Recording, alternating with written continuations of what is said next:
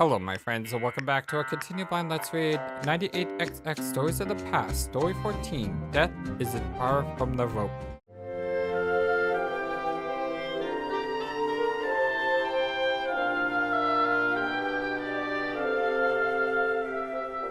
I hope you're all having a wonderful, fantastic day today. Story 14, Death Isn't Far from the Rope.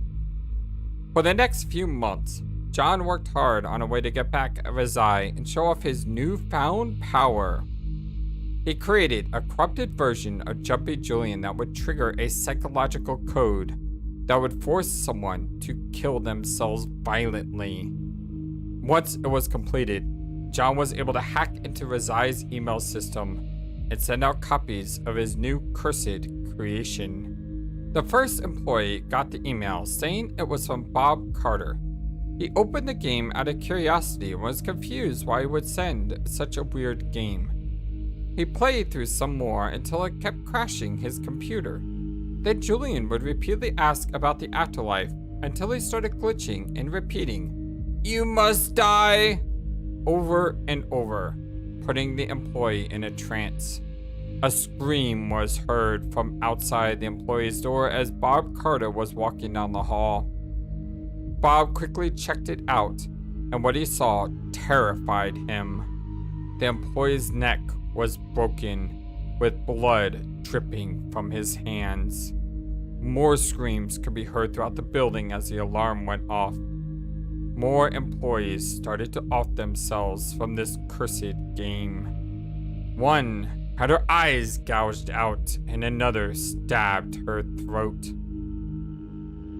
The employees panicked in question of why this was happening, and Bob claimed he had nothing to do with it.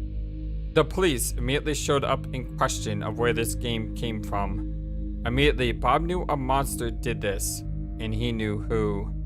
He was going to pay for this horrendous act. Immediately, the SWAT team stormed John's residence to arrest him, but he too was found dead on the floor with a knife next to him. John awoke now, feeling not like himself anymore. It was dark and gloomy, but he felt powerful. He felt alive.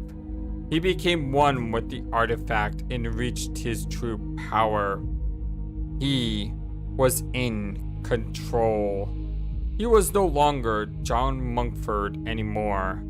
He was a nightmare. Screams for help begging for the afterlife could be heard in the distance. All John could do was laugh at them, as he knew he was in control over those victims he just took. "I have found the meaning of life.